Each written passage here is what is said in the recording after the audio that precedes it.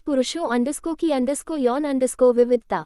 मुर्गा बहुत कामोत्तेजित पक्षी है जो लगातार मुर्गियों के साथ मैथुन कर सकता है। कई बार यह संख्या 60 तक पहुंच जाती है। हालांकि वह एक दिन में उसी मुर्गी से 5 से ज्यादा बार संबंध नहीं बना सकता।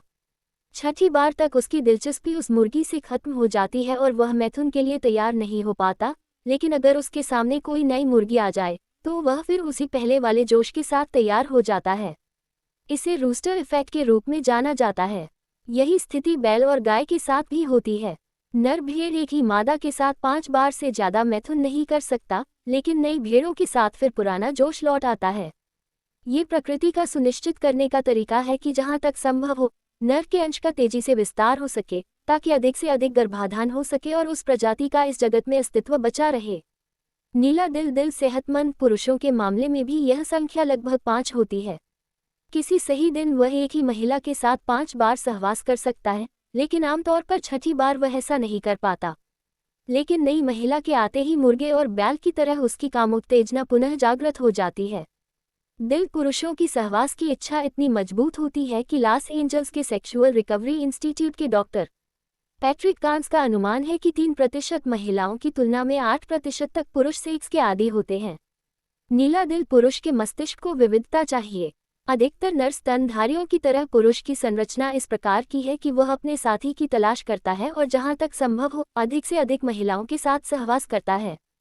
यही वजह है कि पुरुषों को एक पत्नी संबंध में कोई नयापन पसंद आता है, जैसे कि आकर्षक अंतर्वस्त्र। अन्य स्तनधारियों के विपरीत पुरुष अपनी साथियों को आकर्षक कपड़े व अंतर्वस्त्र पहनाकर अपनी जिंदगी में एक से ज्यादा महिलाओं के होने के भुलावे को अपना सकते हैं।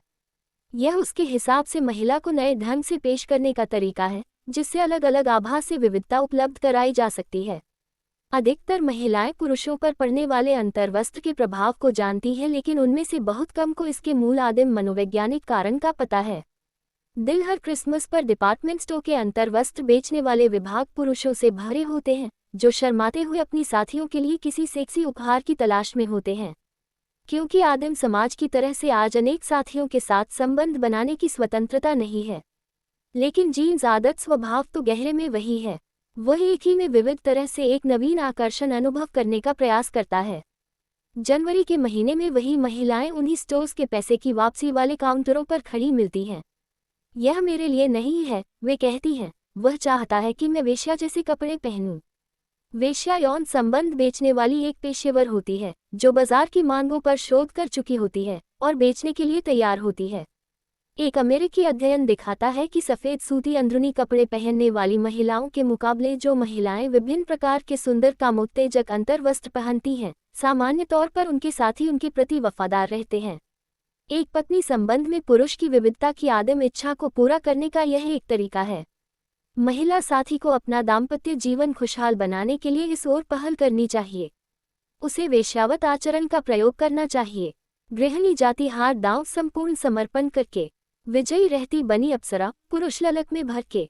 दिल नीला दिल एलन और बाबरा पीस की पुस्तक दिल पुरुष क्यों नहीं सुनते और महिलाएं क्यों नहीं समझती दिल के आधार पर। सेक्सुअल ओरिएंटेशन, यौन अभिविन्यास। सेक्सुअलिटी यानी किसी के प्रति सेक्सुअल आकर्षण। सेक्सुअल ओरिएंटेशन के कई रूप होते हैं। सामान्य तौर पर हम केवल होमो, लेस्बियन या स्ट्रेट सेक्सुअलिटी के बारे में जानते हैं, लेकिन मेडिकल साइंस में इंसान के यौन व्यवहार को अलग वर्गों में बांटा गया है। इसे हम आम बोलचाल में सेक्सुअलिटी कहते हैं। अलग अलग व्यक्तियों के यौन व्यवहार को अलग अलग वर्गीकरण किया गया है। जहां एंड्रोफिलिया पुरुषत्व के प्रति यौन आकर्षण का वर्णन करता है, वहीं गाइनोफिलिया स्त्रीत्व के प्रति यौन आकर्षण का वर्णन करता है। सेक्सुअल ओरिएंटेशन प्राकृतिक तौर पर हमारी ही पर्सनैलिटी का हिस्सा होते हैं। सेक्सुअल ओरिएंटेशन एक इमोशनल, रोमांटिक या सेक्सुअल आकर्षण है जो एक इंसान दूसरे के लिए महसूस करता है। सेक्सुअल ओरिएंटेशन कई तरह के होते हैं। अलग अलग इंसान अलग अलग सेक्सुअल ओरिएंटेशन महसूस कर सकते हैं। सेक्सुअल ओरिएंटेशन के कई प्रकार होते हैं। इनकी संख्या 10 से भी ज़्यादा मानी जाती है। कुछ के बारे में आइए जानते हैं। 1. Heterosexual, heterosexual. हेट्रोसेक्सुअल वो सेक्सुअल ओरिएंटेशन है जिसमें कोई इंसान अपने विपरीत लिंग के लिए आकर्षण महसूस करता है। मतलब हेट्रोसेक्सुअल पुरुष महिलाओं के लिए और हेट्रोसेक्सुअल महिलाएं पुरुषों के लिए आकर्षित होती हैं। ये सेक्सुअल ओरिएंटेशन सामाजिक तौर पर स्वीकार्य है और इसके लिए कभी किसी तरह के सवाल नहीं किए जाते हैं। कह सकते हैं इस सेक्सुअल ओरिएंटेशन को सामान्य माना जाता है। हेट्रोसेक्सुअल को स्ट्रेट भी कहा जाता है। 2. होमोसेक्सुअल होमोसेक्सुअल सेक्सुअल ओरिएंटेशन वाले लोग अपने ही लिंग के लिए आकर्षित होते हैं। पुरुष के लिए और महिलाओं के लिए आकर्षित होती हैं। लेकिन होमोसेक्सुअल पुरुषों और महिलाओं को अलग अलग नामों से जाना जाता है। होमोसेक्सुअल महिलाओं को लेस्बियन कहते हैं तो पुरुषों को गे। कई बार होमोसेक्सुअल का मतलब गे ही समझा जाता है और इसमें दोनों ही लिंग शामिल किए जाते हैं। 3. बाइसेक्सुअल ओरिएंटेशन होने पर लोग पुरुष और महिलाओं दोनों से ही आकर्षित होते हैं। वो इनके साथ रोमांटिक और शारीरिक रिश्ते के लिए आकर्षित होते हैं। 4. असेक्सुअल ओरिएंटेशन होने पर लोग सेक्स में रुचि ही नहीं रखते हैं। वो दूसरों से लगाव महसूस करते हैं लेकिन शारीरिक तौर पर आकर्षित नहीं होते हैं।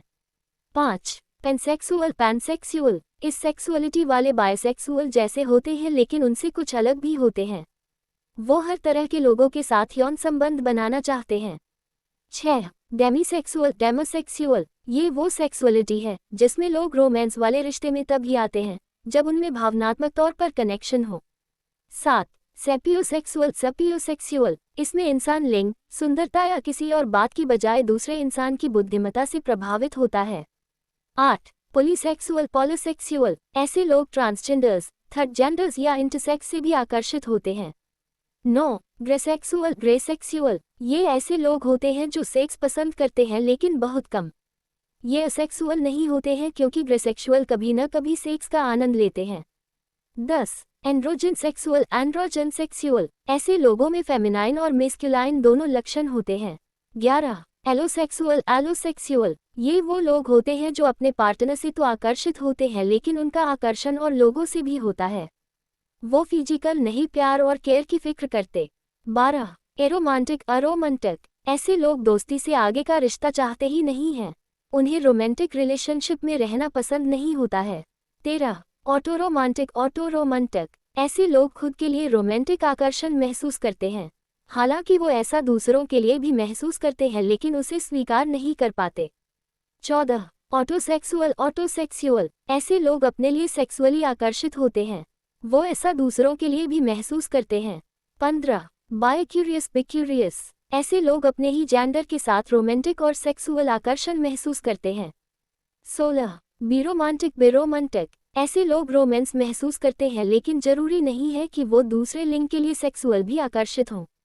17. डेमिरोमांटिक ऐसे लोग भावनात्मक रिश्ता महसूस करने पर ही रोमांटिक आकर्षण फील कर पाते हैं। 18. मल्टीसेक्सुअल सेक्सुअलिटी से जुड़ा ये एक बड़ा टर्म है जिसमें वो सभी लोग आते हैं जो एक से ज़्यादा लिंग के लिए आकर्षण फील करते हैं। 19. सेक्सुअल फ्लूइडिटी कुछ लोगों के लिए सेक्सुअलिटी निश्चित नहीं होती है, वो खुद को किसी खास सेक्सुअलिटी में लाते भी नहीं हैं। कुछ रिसर्च के मुताबिक 8 से 9 साल की उम्र में ही बच्चों को पहली बार यौन आकर्षण का अनुभव होता है, वहीं कुछ अन्य रिसर्च के अनुसार ऐसा 11 साल की उम्र के आसपास होता है। इन सभी रिसर्च में सेक्सुअल ओरिएंटेशन की औसत आयु को लेकर अलग अलग परिणाम मिले हैं। तो पेरेंट ध्यान दें, इस एज पीरियड में सेक्सुअल ओरिएंटेशन की बात आती है तो सवाल मन में ये भी उठता है कि क्या हम ये सेक्सुअलिटी चुन सकते हैं? क्या जो लोग गे, लेस्बियन या स्ट्रेट हैं, उन्होंने इसका चुनाव किया है? नहीं। अमेरिकन साइकोलॉजिकल एसोसिएशन विश्वास करती है कि ये किसी इंसान की सोच नहीं बल्कि कई तथ्यों का मिश्रण है। इसमें बायोलॉजी, साइकोलॉजी और एनवायरनमेंट सब कुछ शामिल होता है, इसलिए कोई इंसान इसे खुद तो नहीं चुनता है। प्रेम के भेद। नारायण, प्रेम के 3 भेद हैं। प्रथम, जिसे हम व्यापारी का प्रेम कह सकते हैं, मैं तुमसे प्रेम करता हूँ, इसके बदले में तुम भी मुझसे प्रेम करो। प्रायः मनुष्य इसी प्रेम का अभ्यासी है, जैसे मैं तुमको गेहूं देता हूँ, तुम मुझको चना दो। क्योंकि मैं तुमसे प्रेम करता हूँ, इसलिए तुम भी मुझसे प्रेम करो। इसमें यदि दूसरा व्यक्ति प्रेम नहीं करता तो प्रथम व्यक्ति दुखी हो जाता है। इतना ही नहीं, यदि मध्य में कोई दूसरी चीज आ जाती है तो उसके हृदय में ईर्ष्या और न जाने किन भावों का उदय होता है। प्रायः मनुष्य प्रेम शब्द से इसी को समझता है, लेकिन वह वास्तविक प्रेम है नहीं। इसको तो शास्त्रीय शब्द में भाव शब्द से कहा गया है। भाव और प्रेम में बड़ा अंतर है। प्रेम का दूसरा भेद इसमें भी निकृष्ट कोटि का होता है। इसमें मनुष्य केवल चाहता ही चाहता है। आजकल लोगों में यह भाव प्रधान होता चला जा रहा है कि तुम तो हमसे प्रेम करो, हमको कुछ भी करने की आवश्यकता नहीं है। इसको अंग्रेजी भाषाकारों ने नाम दिया है डिमांडिंग लव, जिसमें हम केवल अपनी ही दृष्टि चाहते हैं, दूसरे की नहीं। ये पहले से निकृष्ट है, क्योंकि प्रेम के अंदर देना होना चाहिए, लेना नहीं। तृतीय भेद प्रेम की पूर्णता का है, जिसमें केवल देना ही देना होता है, लेना सर्वथा नहीं। ये तीन भेद केवल लौकिक प्रेम के ही नहीं होते, परमात्मा के प्रति प्रेम में भी दिखाई पड़ते हैं। कई लोग परमात्मा से लेते ही लेते हैं, सदा कुछ न कुछ मांगते ही रहते हैं, पर यदि कुछ देने का अवसर आ जाए तो उसके लिए बिल्कुल तैयार नहीं होते, न उसकी जरूरत ही समझते हैं। आजकल इसी प्रकार की भावना का प्रभाव देखने को आता है।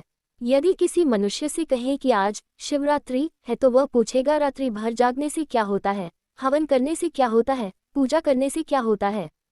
फिर परमेश्वर के सामने जाकर प्रार्थना करेगा कि हे भगवान, हमको अमुक चीज दे दो, हमारा अमुक काम कर दो, हमारे ऊपर अमुक कठिनाई आ गई है, उसे दूर कर दो। यदि उनसे कहा जाए कि भाई, इस कठिनाई को दूर करने के लिए तुम्हें त्याग और तपस्या में प्रवृत्त होना पड़ेगा, तो तुरंत उत्तर देगा कि क्या भगवान हमसे प्रेम नहीं करते। यदि भगवान हमसे प्रेम करते हैं और हमारे सारे काम करते हैं, तो हमें उसके बदले में कुछ भी करने की आवश्यकता नहीं। हमसे परमेश्वर कभी न कहे कि तुम्हारा ये कर्तव्य है, कर्तव्य तो केवल परमेश्वर का ही है।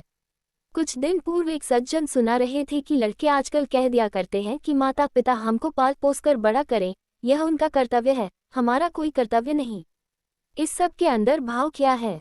प्रेम की एक निकृष्ट अवस्था, जिसमें मनुष्य केवल चाहता ही चाहता है, देने के लिए कभी भी तैयार नहीं होता। लौकिक दृष्टि में भी ऐसा प्रेम देखने में आता है, और दूसरी तरफ परमेश्वर की तरफ जाने वाला व्यक्ति भी परमेश्वर से केवल चाहता ही चाहता है, परमेश्वर के लिए कुछ करने का समय आए पर वह सर्वथा कुछ करने को तैयार नहीं होता। कुछ मध्यम कोटि के लोग भी हैं, जो परमेश्वर के लिए कुछ करने को भी तैयार हैं, पूजा पाठ इत्यादि करेंगे, पर साथ ही परमेश्वर के साथ व्यापार भी चलाते रहते हैं। मैंने शिवरात्रि का व्रत या अमुक पाठ किया है, इसलिए इसके बदले में मेरा ये काम कर दो। यद्यपि वे स्वयं नहीं जानते कि उनके लिए क्या इष्ट है, फिर भी यदि कभी उनके मन के अनुकूल व्यवहार न हो पाया, उनके विरुद्ध कोई काम हो गया, तो झट कह देते हैं कि मैंने भगवान का इतना भजन किया, इतना व्रत किया, पर भगवान ने मेरे लिए क्या किया। ये दूसरी कोटि का प्रेम है, जिसमें भगवान के साथ व्यापार किया जाता है। ये दोनों ही पर प्रेम, जिसका लक्षण शांडिल्य भक्ति सूत्र में सा परानुरक्तिरीश्वरे किया गया है, नहीं है। जब हम परमेश्वर के प्रति प्रेम करते हैं, तो परमेश्वर हमारे प्रति कुछ करता है या नहीं, इस पर हमारी दृष्टि नहीं रखनी चाहिए। किसी भक्त ने कहा है, आश्लिष्य व पादरता पिनिष्टु मामदर्शनान् महता करोतु वा यथा तथा व विद्धातु लम्पटी मत्प्राणनाथस्तु सैव केवलः। उद्धरण चिन्ह। भक्त क्या कह रहा है कि परमेश्वर चाहे मुझे स्वीकार करे या न करे, दोनों ही हालतों में मैं तो उसको ही प्राणनाथ स्वीकार करता हूँ, मेरा प्रेम पात्र वही है। प्रेम की पूर्णता वही होती है जहाँ लेने का विचार मन में नहीं आता, केवल देना ही देना रहता है। ऐसा नहीं होता कि बदले में ईश्वर का प्रेम न मिले। जो इस प्रकार ईश्वर से प्रेम करेंगे, उनको न केवल ईश्वर का प्रेम मिलेगा, बल्कि जो कुछ भी परमेश्वर के हाथ में है, वह सारा का सारा अपने भक्त को दे देगा। भगवान की तो यही प्रतिज्ञा है। हमने संतों के श्रीमुख से सुना है कि अनन्याश्चिंतयन्तो मां ये जनाः पर्युपास्ते। श्री गीता जी, मैं उसे प्रेम से ही देता हूँ। लेकिन कब? जब अन्य पदार्थों की चिंता छोड़कर मेरी चिंता करेगा तब। लेकिन होता क्या है, हम इस प्रकार का प्रेम नहीं कर पाते, इसीलिए हमें व्यवहारिक और पारमार्थिक दोनों जगतों में दुख उठाना पड़ता है। नारायण। व्यवहार में भी यह सत्य है कि यदि किसी के साथ आप सच्चा प्रेम करेंगे और बदले में कुछ भी पाने की इच्छा नहीं होगी, तो वह प्रेम उस मनुष्य को परिवर्तित कर देगा। ऐसे सैकड़ों दृष्टांत इतिहास और शास्त्रों में पाए जाते हैं, जहां मनुष्य दुख देने के लिए गया, लेकिन दूसरे के प्रेम को देखकर धीरे धीरे सर्वथा परिवर्तित हो गया। आपको और आपके प्रियतमा को प्रणाम करता हूँ। पुरुषों अंडस्को की अंडस्को यौन अंडस्को विविधता। मुर्गा बहुत कामोत्तेजित पक्षी है, जो लगातार मुर्गियों के साथ मैथुन कर सकता है। कई बार यह संख्या 60 तक पहुंच जाती है। हालांकि वह एक दिन में उसी मुर्गी से 5 से ज्यादा बार संबंध नहीं बना सकता। छठी बार तक उसकी दिलचस्पी उस मुर्गी से खत्म हो जाती है और वह मैथुन के लिए तैयार नहीं हो पाता। लेकिन अगर उसके सामने कोई नई मुर्गी आ जाए, तो वह फिर उसी पहले वाले जोश के साथ तैयार हो जाता है। इसे रूस्टर इफेक्ट के रूप में जाना जाता है। यही स्थिति बैल और गाय के साथ भी होती है। नर भेड़ एक ही मादा के साथ 5 बार से ज्यादा मैथुन नहीं कर सकता, लेकिन नई भेड़ों के साथ फिर पुराना जोश लौट आता है। ये प्रकृति का सुनिश्चित करने का तरीका है कि जहाँ तक संभव हो नर के अंश का तेजी से विस्तार हो सके, ताकि अधिक से अधिक गर्भाधान हो सके और उस प्रजाति का इस जगत में अस्तित्व बचा रहे। नीला दिल सेहतमंद पुरुषों के मामले में भी यह संख्या लगभग 5 होती है। किसी सही दिन वह एक ही महिला के साथ 5 बार सहवास कर सकता है, लेकिन आमतौर पर छठी बार वह ऐसा नहीं कर पाता। लेकिन नई महिला के आते ही मुर्गे और बैल की तरह उसकी कामोत्तेजना पुनः जागृत हो जाती है। दिल पुरुषों की सहवास की इच्छा इतनी मजबूत होती है कि लॉस एंजल्स के सेक्सुअल रिकवरी इंस्टीट्यूट के डॉक्टर पैट्रिक कांस का अनुमान है कि 3% महिलाओं की तुलना में 8% तक पुरुष सेक्स के आदी होते हैं। नीला दिल पुरुष के मस्तिष्क को विविधता चाहिए। अधिकतर नर स्तनधारियों की तरह पुरुष की संरचना इस प्रकार की है कि वह अपने साथी की तलाश करता है और जहां तक संभव हो अधिक से अधिक महिलाओं के साथ सहवास करता है। यही वजह है कि पुरुषों को एक पत्नी संबंध में कोई नयापन पसंद आता है, जैसे कि आकर्षक अंतर्वस्त्र। अन्य स्तनधारियों के विपरीत पुरुष अपनी साथियों को आकर्षक कपड़े व अंतर्वस्त्र पहनाकर अपनी जिंदगी में एक से ज्यादा महिलाओं के होने के भुलावे को अपना सकते हैं। यह उसके हिसाब से महिला को नए ढंग से पेश करने का तरीका है, जिससे अलग अलग आभास से विविधता उपलब्ध कराई जा सकती है। अधिकतर महिलाएं पुरुषों पर पड़ने वाले अंतर्वस्त्र के प्रभाव को जानती हैं, लेकिन उनमें से बहुत कम को इसके मूल आदिम मनोवैज्ञानिक कारण का पता है। दिल हर क्रिसमस पर डिपार्टमेंट स्टोर के अंतर्वस्त्र बेचने वाले विभाग पुरुषों से भरे होते हैं, जो शर्माते हुए अपनी साथियों के लिए किसी सेक्सी उपहार की तलाश में होते हैं। क्योंकि आदिम समाज की तरह से आज अनेक साथियों के साथ संबंध बनाने की स्वतंत्रता नहीं है, लेकिन जीन्स आदत स्वभाव तो गहरे में वही है। वह एक ही में विविध तरह से एक नवीन आकर्षण अनुभव करने का प्रयास करता है। जनवरी के महीने में वही महिलाएं उन्हीं स्टोर्स के पैसे की वापसी वाले काउंटरों पर खड़ी मिलती हैं। यह मेरे लिए नहीं है, वे कहती हैं। वह चाहता है कि मैं वेश्या जैसे कपड़े पहनूं। वेश्या यौन संबंध बेचने वाली एक पेशेवर होती है, जो बाजार की मांगों पर शोध कर चुकी होती है और बेचने के लिए तैयार होती है। एक अमेरिकी अध्ययन दिखाता है कि सफ़ेद सूती अंदरूनी कपड़े पहनने वाली महिलाओं के मुकाबले जो महिलाएं विभिन्न प्रकार के सुंदर कामोत्तेजक अंतर्वस्त्र पहनती हैं, सामान्य तौर पर उनके साथी उनके प्रति वफादार रहते हैं। एक पत्नी संबंध में पुरुष की विविधता की आदिम इच्छा को पूरा करने का यह एक तरीका है। महिला साथी को अपना दाम्पत्य जीवन खुशहाल बनाने के लिए इस ओर पहल करनी चाहिए। उसे वेश्यावत आचरण का प्रयोग करना चाहिए। गृहिणी जाति हार दांव संपूर्ण समर्पण करके विजयी रहती बनी अप्सरा, पुरुष ललक में भर के। दिल नीला दिल एलन और बाबरा पीस की पुस्तक दिल पुरुष क्यों नहीं सुनते और महिलाएं क्यों नहीं समझती दिल के आधार पर। सेक्सुअल ओरिएंटेशन, यौन अभिविन्यास। सेक्सुअलिटी यानी किसी के प्रति सेक्सुअल आकर्षण। सेक्सुअल ओरिएंटेशन के कई रूप होते हैं। सामान्य तौर पर हम केवल होमो, लेस्बियन या स्ट्रेट सेक्सुअलिटी के बारे में जानते हैं, लेकिन मेडिकल साइंस में इंसान के यौन व्यवहार को अलग वर्गों में बांटा गया है। इसे हम आम बोलचाल में सेक्सुअलिटी कहते हैं। अलग अलग व्यक्तियों के यौन व्यवहार को अलग अलग वर्गीकरण किया गया है। जहां एंड्रोफिलिया पुरुषत्व के प्रति यौन आकर्षण का वर्णन करता है, वहीं गाइनोफिलिया स्त्रीत्व के प्रति यौन आकर्षण का वर्णन करता है। सेक्सुअल ओरिएंटेशन प्राकृतिक तौर पर हमारी ही पर्सनैलिटी का हिस्सा होते हैं। सेक्सुअल ओरिएंटेशन एक इमोशनल, रोमांटिक या सेक्सुअल आकर्षण है जो एक इंसान दूसरे के लिए महसूस करता है। सेक्सुअल ओरिएंटेशन कई तरह के होते हैं। अलग अलग इंसान अलग अलग सेक्सुअल ओरिएंटेशन महसूस कर सकते हैं। सेक्सुअल ओरिएंटेशन के कई प्रकार होते हैं। इनकी संख्या 10 से भी ज़्यादा मानी जाती है। कुछ के बारे में आइए जानते हैं। 1. Heterosexual, heterosexual. हेट्रोसेक्सुअल वो सेक्सुअल ओरिएंटेशन है जिसमें कोई इंसान अपने विपरीत लिंग के लिए आकर्षण महसूस करता है। मतलब हेट्रोसेक्सुअल पुरुष महिलाओं के लिए और हेट्रोसेक्सुअल महिलाएं पुरुषों के लिए आकर्षित होती हैं। ये सेक्सुअल ओरिएंटेशन सामाजिक तौर पर स्वीकार्य है और इसके लिए कभी किसी तरह के सवाल नहीं किए जाते हैं। कह सकते हैं इस सेक्सुअल ओरिएंटेशन को सामान्य माना जाता है। हेट्रोसेक्सुअल को स्ट्रेट भी कहा जाता है। 2. Homosexual, homosexual. Homosexual sexual orientation वाले लोग अपने ही लिंग के लिए आकर्षित होते हैं। पुरुष पुरुष के लिए और महिलाएं महिलाओं के लिए आकर्षित होती हैं। लेकिन होमोसेक्सुअल पुरुषों और महिलाओं को अलग अलग नामों से जाना जाता है। होमोसेक्सुअल महिलाओं को लेस्बियन कहते हैं तो पुरुषों को गे। कई बार होमोसेक्सुअल का मतलब गे ही समझा जाता है और इसमें दोनों ही लिंग शामिल किए जाते हैं। 3. Bisexual, bisexual. बाइसेक्सुअल ओरिएंटेशन होने पर लोग पुरुष और महिलाओं दोनों से ही आकर्षित होते हैं। वो इनके साथ रोमांटिक और शारीरिक रिश्ते के लिए आकर्षित होते हैं। 4. Asexual asexual. असेक्सुअल ओरिएंटेशन होने पर लोग सेक्स में रुचि ही नहीं रखते हैं। वो दूसरों से लगाव महसूस करते हैं लेकिन शारीरिक तौर पर आकर्षित नहीं होते हैं। 5. पेनसेक्सुअल पैनसेक्सुअल। इस सेक्सुअलिटी वाले बायसेक्सुअल जैसे होते हैं लेकिन उनसे कुछ अलग भी होते हैं।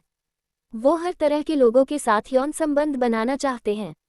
6. डेमीसेक्सुअल डेमोसेक्सुअल। ये वो सेक्सुअलिटी है जिसमें लोग रोमांस वाले रिश्ते में तभी आते हैं जब उनमें भावनात्मक तौर पर कनेक्शन हो। 7.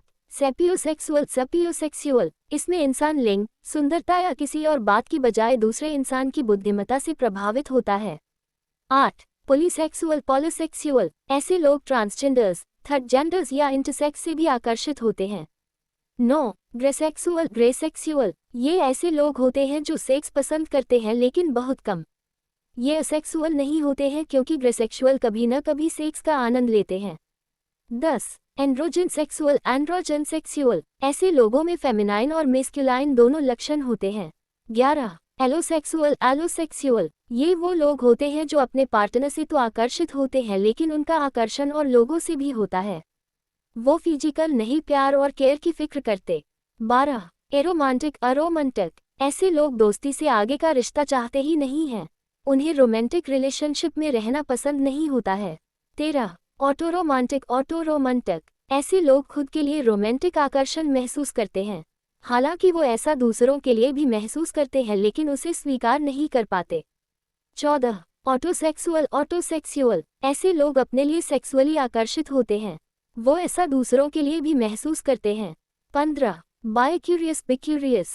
ऐसे लोग अपने ही जेंडर के साथ रोमांटिक और सेक्सुअल आकर्षण महसूस करते हैं। 16. बीरोमांटिक बिरोमांटिक। ऐसे लोग रोमांस महसूस करते हैं लेकिन जरूरी नहीं है कि वो दूसरे लिंग के लिए सेक्सुअल भी आकर्षित हों। 17. डेमीरोमांटिक डेमीरोमांटिक। ऐसे लोग भावनात्मक रिश्ता महसूस करने पर ही रोमांटिक आकर्षण फील कर पाते हैं। 18. मल्टीसेक्सुअल मल्टीसेक्सुअल। सेक्सुअलिटी से जुड़ा ये एक बड़ा टर्म है जिसमें वो सभी लोग आते हैं जो एक से ज्यादा लिंग के लिए आकर्षण फील करते हैं। 19. Sexual fluidity sexual fluidity. कुछ लोगों के लिए सेक्सुअलिटी निश्चित नहीं होती है, वो खुद को किसी खास सेक्सुअलिटी में लाते भी नहीं हैं। कुछ रिसर्च के मुताबिक 8 से 9 साल की उम्र में ही बच्चों को पहली बार यौन आकर्षण का अनुभव होता है, वहीं कुछ अन्य रिसर्च के अनुसार ऐसा 11 साल की उम्र के आसपास होता है। इन सभी रिसर्च में सेक्सुअल ओरिएंटेशन की औसत आयु को लेकर अलग अलग परिणाम मिले हैं। तो पेरेंट ध्यान दें, इस एज पीरियड में सेक्सुअल ओरिएंटेशन की बात आती है तो सवाल मन में ये भी उठता है कि क्या हम ये सेक्सुअलिटी चुन सकते हैं? क्या जो लोग गे, लेस्बियन या स्ट्रेट हैं, उन्होंने इसका चुनाव किया है? नहीं। अमेरिकन साइकोलॉजिकल एसोसिएशन विश्वास करती है कि ये किसी इंसान की सोच नहीं बल्कि कई तथ्यों का मिश्रण है। इसमें बायोलॉजी, साइकोलॉजी और एनवायरनमेंट सब कुछ शामिल होता है, इसलिए कोई इंसान इसे खुद तो नहीं चुनता है। प्रेम के भेद। नारायण, प्रेम के 3 भेद हैं। प्रथम, जिसे हम व्यापारी का प्रेम कह सकते हैं। मैं तुमसे प्रेम करता हूँ, इसके बदले में तुम भी मुझसे प्रेम करो। प्रायः मनुष्य इसी प्रेम का अभ्यासी है, जैसे मैं तुमको गेहूं देता हूँ, तुम मुझको चना दो। क्योंकि मैं तुमसे प्रेम करता हूँ, इसलिए तुम भी मुझसे प्रेम करो। इसमें यदि दूसरा व्यक्ति प्रेम नहीं करता तो प्रथम व्यक्ति दुखी हो जाता है। इतना ही नहीं, यदि मध्य में कोई दूसरी चीज आ जाती है तो उसके हृदय में ईर्ष्या और न जाने किन भावों का उदय होता है। प्रायः मनुष्य प्रेम शब्द से इसी को समझता है, लेकिन वह वास्तविक प्रेम है नहीं। इसको तो शास्त्रीय शब्द में भाव शब्द से कहा गया है। भाव और प्रेम में बड़ा अंतर है। प्रेम का दूसरा भेद इसमें भी निकृष्ट कोटि का होता है। इसमें मनुष्य केवल चाहता ही चाहता है। आजकल लोगों में यह भाव प्रधान होता चला जा रहा है कि तुम तो हमसे प्रेम करो, हमको कुछ भी करने की आवश्यकता नहीं है। इसको अंग्रेजी भाषाकारों ने नाम दिया है डिमांडिंग लव, जिसमें हम केवल अपनी ही दृष्टि चाहते हैं, दूसरे की नहीं। ये पहले से निकृष्ट है क्योंकि प्रेम के अंदर देना होना चाहिए, लेना नहीं। तृतीय भेद प्रेम की पूर्णता का है, जिसमें केवल देना ही देना होता है, लेना सर्वथा नहीं। ये 3 भेद केवल लौकिक प्रेम के ही नहीं होते, परमात्मा के प्रति प्रेम में भी दिखाई पड़ते हैं। कई लोग परमात्मा से लेते ही लेते हैं, सदा कुछ न कुछ मानते ही रहते हैं, पर यदि कुछ देने का अवसर आ जाए तो उसके लिए बिल्कुल तैयार नहीं होते, न उसकी जरूरत ही समझते हैं। आजकल इसी प्रकार की भावना का प्रभाव देखने को आता है। यदि किसी मनुष्य से कहें कि आज शिवरात्रि है तो वह पूछेगा रात्रि भर जागने से क्या होता है, हवन करने से क्या होता है, पूजा करने से क्या होता है। फिर परमेश्वर के सामने जाकर प्रार्थना करेगा कि हे भगवान, हमको अमुक चीज दे दो, हमारा अमुक काम कर दो, हमारे ऊपर अमुक कठिनाई आ गई है उसे दूर कर दो। यदि उनसे कहा जाए कि भाई, इस कठिनाई को दूर करने के लिए तुम्हें त्याग और तपस्या में प्रवृत्त होना पड़ेगा, तो तुरंत उत्तर देगा कि क्या भगवान हमसे प्रेम नहीं करते। यदि भगवान हमसे प्रेम करते हैं और हमारे सारे काम करते हैं तो हमें उसके बदले में कुछ भी करने की आवश्यकता नहीं। हमसे परमेश्वर कभी न कहे कि तुम्हारा ये कर्तव्य है, कर्तव्य तो केवल परमेश्वर का ही है। कुछ दिन पूर्व एक सज्जन सुना रहे थे कि लड़के आजकल कह दिया करते हैं कि माता पिता हमको पाल पोस कर बड़ा करें, यह उनका कर्तव्य है, हमारा कोई कर्तव्य नहीं। इस सब के अंदर भाव क्या है? प्रेम की एक निकृष्ट अवस्था, जिसमें मनुष्य केवल चाहता ही चाहता है, देने के लिए कभी भी तैयार नहीं होता।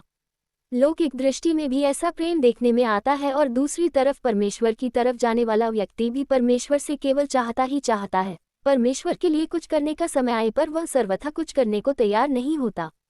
कुछ मध्यम कोटि के लोग भी हैं जो परमेश्वर के लिए कुछ करने को भी तैयार हैं, पूजा पाठ इत्यादि करेंगे, पर साथ ही परमेश्वर के साथ व्यापार भी चलाते रहते हैं। मैंने शिवरात्रि का व्रत या अमुक पाठ किया है, इसलिए इसके बदले में मेरा ये काम कर दो। यद्यपि वे स्वयं नहीं जानते कि उनके लिए क्या इष्ट है, फिर भी यदि कभी उनके मन के अनुकूल व्यवहार न हो पाया, उनके विरुद्ध कोई काम हो गया तो झट कह देते हैं कि मैंने भगवान का इतना भजन किया, इतना व्रत किया, पर भगवान ने मेरे लिए क्या किया। ये दूसरी कोटि का प्रेम है जिसमें भगवान के साथ व्यापार किया जाता है। ये दोनों ही पर प्रेम, जिसका लक्षण शांडिल्य भक्ति सूत्र में सपरानुरक्तिरीश्वरे किया गया है, नहीं है। जब हम परमेश्वर के प्रति प्रेम करते हैं तो परमेश्वर हमारे प्रति कुछ करता है या नहीं इस पर हमारी दृष्टि नहीं रखनी चाहिए। किसी भक्त ने कहा है, आश्लिष्य व पादरता पिनिष्टु मामदर्शनान् महता करोतु वा यथा तथा व विद्धातु लम्पटी मत्प्राणनाथस्तु सैव केवलः। उद्धरण चिन्ह। भक्त क्या कह रहा है कि परमेश्वर चाहे मुझे स्वीकार करे या न करे, दोनों ही हालतों में मैं तो उसको ही प्राणनाथ स्वीकार करता हूँ। मेरा प्रेम पात्र वही है। प्रेम की पूर्णता वही होती है जहाँ लेने का विचार मन में नहीं आता, केवल देना ही देना रहता है। ऐसा नहीं होता कि बदले में ईश्वर का प्रेम न मिले। जो इस प्रकार ईश्वर से प्रेम करेंगे उनको न केवल ईश्वर का प्रेम मिलेगा, बल्कि जो कुछ भी परमेश्वर के हाथ में है वह सारा का सारा अपने भक्त को दे देगा। भगवान की तो यही प्रतिज्ञा है। हमने संतों के श्रीमुख से सुना है कि अनन्याश्चिंतयन्तो मां ये जनाः पर्युपास्ते। श्री गीता जी, मैं उसे प्रेम से ही देता हूँ। लेकिन कब? जब अन्य पदार्थों की चिंता छोड़कर मेरी चिंता करेगा तब। लेकिन होता क्या है, हम इस प्रकार का प्रेम नहीं कर पाते, इसीलिए हमें व्यवहारिक और पारमार्थिक दोनों जगतों में दुख उठाना पड़ता है। नारायण। व्यवहार में भी यह सत्य है कि यदि किसी के साथ आप सच्चा प्रेम करेंगे और बदले में कुछ भी पाने की इच्छा नहीं होगी तो वह प्रेम उस मनुष्य को परिवर्तित कर देगा। ऐसे सैकड़ों दृष्टांत इतिहास और शास्त्रों में पाए जाते हैं जहां मनुष्य दुख देने के लिए गया लेकिन दूसरे के प्रेम को देखकर धीरे धीरे सर्वथा परिवर्तित हो गया। आपको और आपके प्रियतमा को प्रणाम करता हूँ।